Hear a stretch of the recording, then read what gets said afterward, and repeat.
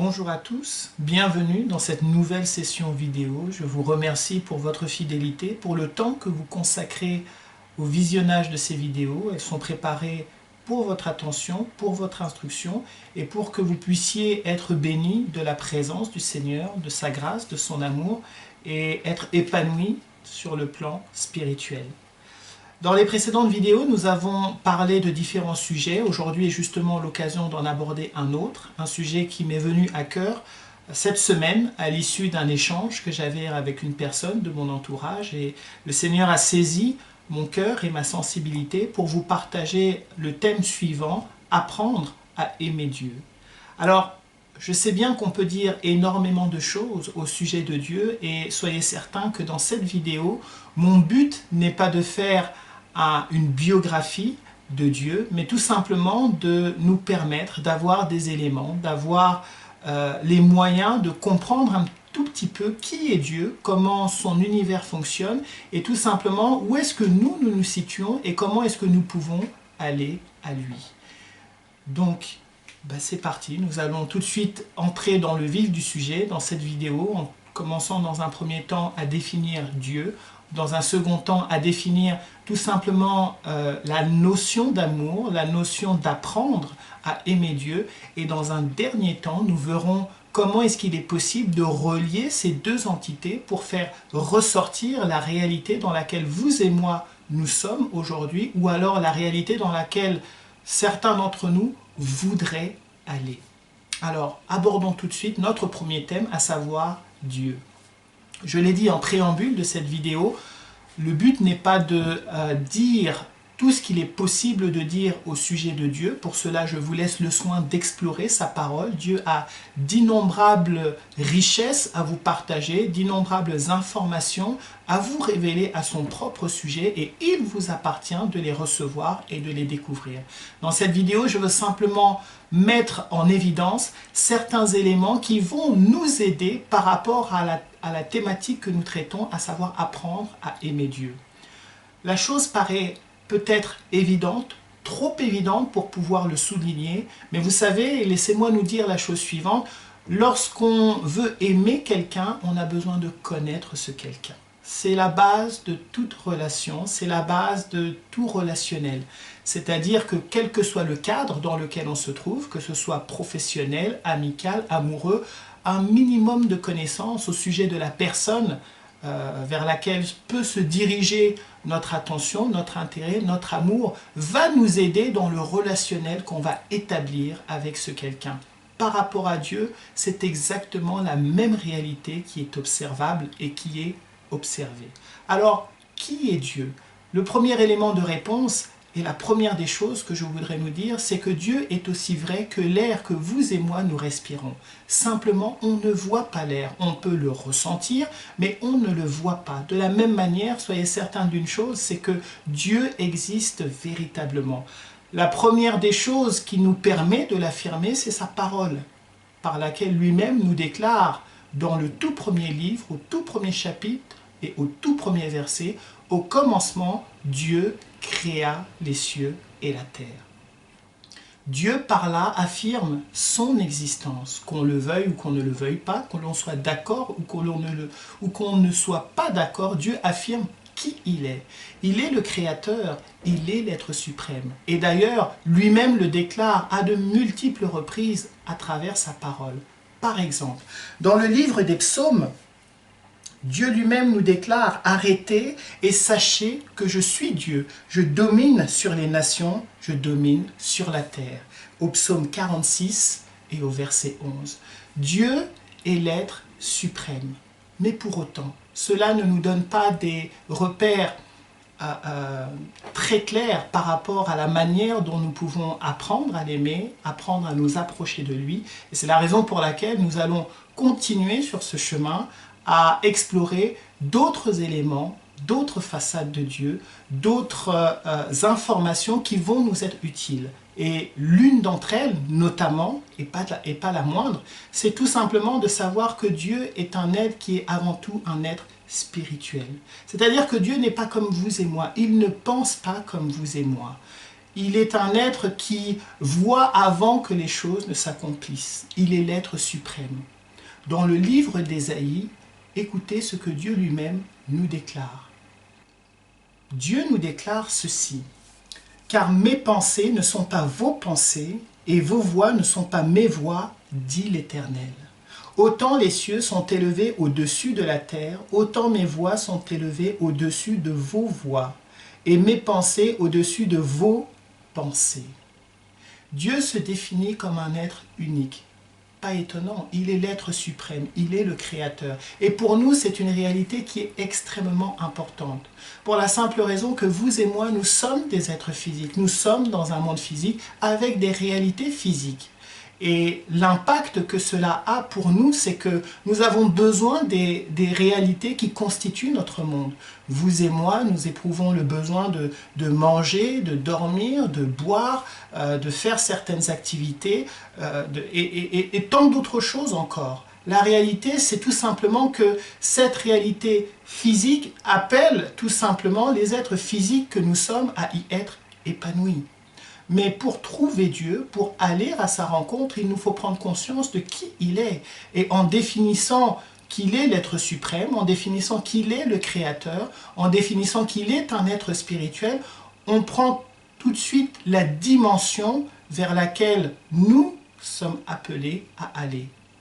Le Seigneur Jésus déclarait lui-même dans l'évangile de Jean au chapitre 4 et au verset 24 « Car Dieu est esprit, et il faut que ceux qui l'adorent, l'adorent en esprit et en vérité. » La réalité importante de cela, c'est bel et bien que Dieu est un être spirituel. C'est-à-dire que les réalités qui ont affaire à Dieu et qui révèlent Dieu sont des réalités qui vont être avant tout spirituelles. Tandis que les réalités qui ont affaire à l'homme et qui révèlent l'homme sont des réalités qui vont être d'abord physiques. Parce que nous sommes dans un monde où la réalité matérielle est importante.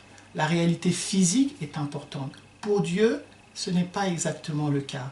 Dieu a créé ce monde, mais il n'est pas soumis aux réalités de ce monde. Pour aller un peu plus loin dans cette pensée, il est aussi important de comprendre que Dieu est amour. D'ailleurs, la Bible dit qu'il nous a aimés le premier. Alors, peut-être que vous avez entendu plus d'une fois cette déclaration que Dieu nous aime. Dieu vous aime. Et peut-être que certainement vous vous êtes posé la question de savoir, très bien, Dieu m'aime. Mais moi, je n'ai même pas remarqué que Dieu m'aimait. Où est l'amour de Dieu?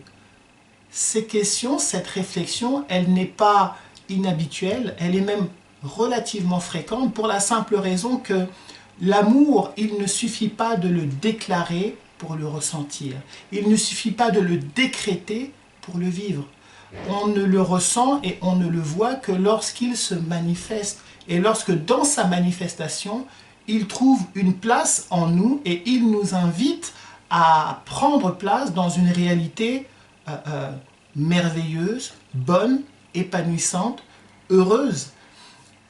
Et l'amour de Dieu, puisque Dieu est un être spirituel, l'amour de Dieu se veut aussi, procède aussi de la réalité spirituelle. Je m'explique. C'est-à-dire qu'on ne reconnaît pas seulement l'amour de Dieu à travers les réalités bénies dont nous pouvons jouir ici-bas. Pour certains, peut-être, c'est des objectifs précis à atteindre, qui peuvent être professionnels, qui peuvent être amoureux, qui peuvent être matériels, financiers. Toutes ces choses contribuent de manière tangible, concrète, à nous faire ressentir que quelque part, lorsque Dieu permet ces choses, il prend soin de nous. Dieu ne pense pas exactement les choses de cette manière-là, parce que son amour ne va pas dans ces réalités-là. Son amour pour nous va bien au-delà de ces réalités-là, mais à travers cet amour, il nous fait bénéficier des choses qui vont nous être profitables, appréciables, mais elles ne sont pas une fin en soi. Vous savez, lorsqu'on parle de Dieu, on ne parle pas de n'importe qui, et c'est précisément pour cette raison qu'il est important de comprendre quel est le langage amoureux de Dieu.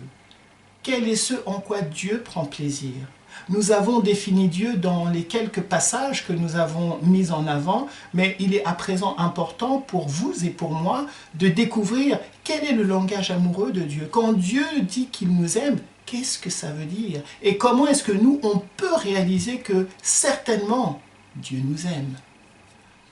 Eh bien, nous allons explorer pour ce faire quelques passages qui vont nous donner une réalité très concrète de ce que non seulement Dieu est, mais de la manière dont Dieu aime, de la manière dont Dieu prend plaisir aux réalités que lui-même établit dans notre monde pour qu'elles soient expérimentées, vécues, partagées et reçues.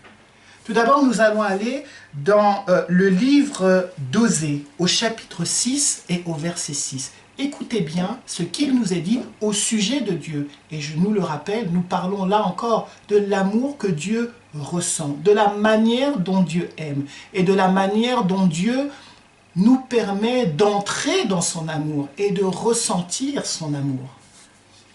Dans le livre d'Osée donc, au chapitre 6 et au verset 6, il nous est dit ceci. « Car j'aime la miséricorde et non les sacrifices, et la connaissance de Dieu plus que les holocaustes. » Premier élément de réponse, Dieu aime la miséricorde. Et plus que la miséricorde, il aime que l'on ait une certaine connaissance des choses à son sujet. Prenons le temps de penser un petit peu. Vous savez, lorsque vous rencontrez quelqu'un, peut-être une personne qui vous plaît, peut-être une personne qui vous attire, peut-être une personne pour laquelle vous ressentez une attirance amoureuse, quelle est la première pensée qui va vous habiter?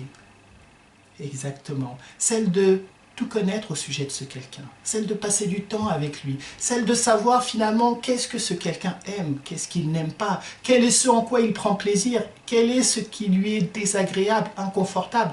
Pourquoi? Parce qu'on veut se rapprocher le plus possible de ce quelqu'un, on veut se fondre dans son univers, on veut pouvoir vraiment se faire une place au plus près de lui et que lui nous invite à trouver cette place.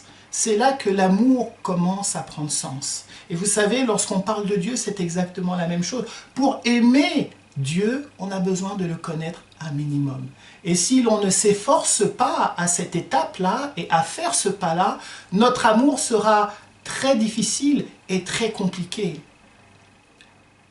J'en prends pour exemple les couples. Vous savez, il y a un certain nombre de couples pour qui l'amour n'est pas toujours évident, pour tout un tas de raisons, mais principalement parce que le langage amoureux de l'un n'est pas le langage amoureux de l'autre.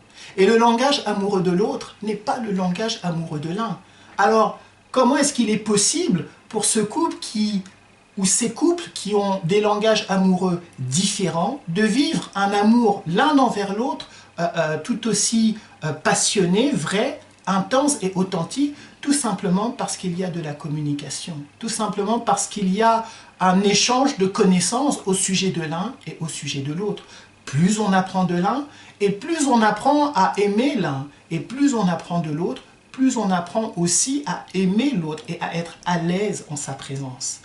L'amour de Dieu, c'est exactement la même chose. C'est-à-dire que l'amour de Dieu, on ne peut pas le voir et on ne peut pas le mesurer à travers les réalités physiques de notre monde. Un tel amour n'est pas mesurable, il n'est pas quantifiable. Et lorsque Dieu permet des réalités bénies pour vous et pour moi, ce n'est qu'un échantillon, qu'un infime échantillon de ce que Dieu est et de ce que Dieu permet. Pourquoi? Parce qu'il nous aime. Donc la première des choses qui est importante, c'est comprendre le langage amoureux de Dieu. Et dans ce langage amoureux de Dieu, soyez sûr d'une chose, c'est que la miséricorde en est l'une des caractéristiques. La connaissance de Dieu est aussi une autre caractéristique. On va aller découvrir d'autres versets qui vont nous renseigner tout autant par rapport à la manière dont Dieu aime. Et pour ce faire, nous allons aller dans le livre de Michée, au chapitre 6 et au verset 8. Le livre de Michée, au chapitre 6 et au verset 8, nous dit ceci. Et là encore, je nous le rappelle, nous parlons des caractéristiques de l'amour de Dieu. Le langage amoureux de Dieu vis-à-vis de l'homme. Voici ce qu'il nous y est dit. « On t'a fait connaître, ô homme, ce qui est bien, et ce que l'Éternel demande de toi. c'est que tu pratiques la justice, que tu aimes la miséricorde et que tu marches humblement avec ton Dieu. L'amour de Dieu se définit dans toutes les réalités spirituelles auxquelles il nous invite à participer. Et toutes les fois que nous y prenons part, c'est là que Dieu peut pleinement manifester son amour. Parce que si quelqu'un est miséricordieux, Dieu va être avec un tel homme ou une telle femme. Si quelqu'un pratique la justice, Dieu va soutenir un tel homme ou une telle femme. Quels que soient ses objectifs, quelles que soient les situations qu'il traverse, quelles que soient les difficultés par lesquelles il passe, vous pouvez être sûr d'une chose, c'est que Dieu va nous soutenir. Et ça, c'est extrêmement important parce que c'est à travers ces réalités-là que Dieu lui-même se manifeste, que Dieu lui-même est présent. Et un passage qui est encore plus probant que ceux que nous venons de lire, nous allons aller dans le livre de Jérémie au chapitre 9, les versets 23 à 25. Là encore, on parle de la manière dont Dieu aime, la manière dont Dieu partage son amour et invite les hommes à participer à son amour. Voici ce que nous dit le livre de Jérémie. Au chapitre 9 et au verset 23 jusqu'au verset 25, c'est le Seigneur Dieu qui parle et voici ce qu'il nous déclare. Ainsi parle l'Éternel. Que le sage ne se glorifie pas de sa sagesse, que le fort ne se glorifie pas de sa force, que le riche ne se glorifie pas de sa richesse, mais que celui qui veut se glorifie d'avoir de l'intelligence et de me connaître, de savoir que je suis l'Éternel, qui exerce la bonté, le droit et la justice sur la terre. Car c'est à cela que je prends plaisir, dit l'Éternel. En d'autres termes, Dieu nous répète en long, en large et en travers que la réalité de son amour va dans une réalité et une dimension qui est avant tout spirituelle. Dieu n'est pas tant intéressé par nous bénir à travers les biens matériels. Il le fait parce qu'il est conscient que nous sommes dans un monde physique et que ces choses-là, elles sont importantes pour nous. Mais là où Dieu veut nous appeler à lui, c'est que nous prenions part à toutes ces réalités-là, que nous les vivions, que nous les recevions, que nous prenions part à la justice, que nous prenions part à la miséricorde, que nous sachions être des gens moraux. Pourquoi? Parce que c'est quand on va vivre ces choses que Dieu va pouvoir être pleinement présent avec nous et en nous.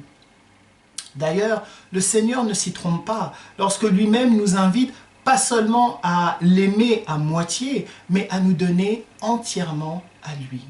Lorsqu'il s'est adressé à son peuple d'Israël, c'est la première chose qu'il lui a déclarée, c'est même le premier commandement qu'il lui a donné.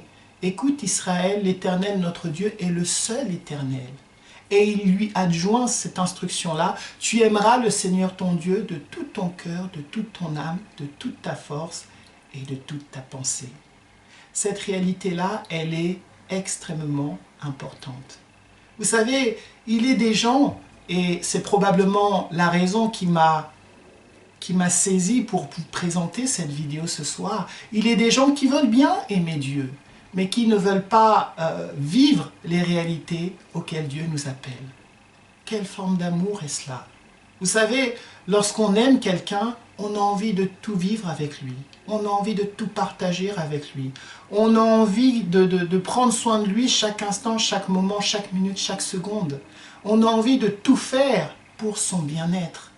Il n'y a aucune forme d'amour où l'on se contente simplement de dire à quelqu'un qu'on l'aime et finalement on ne vit rien avec ce quelqu'un.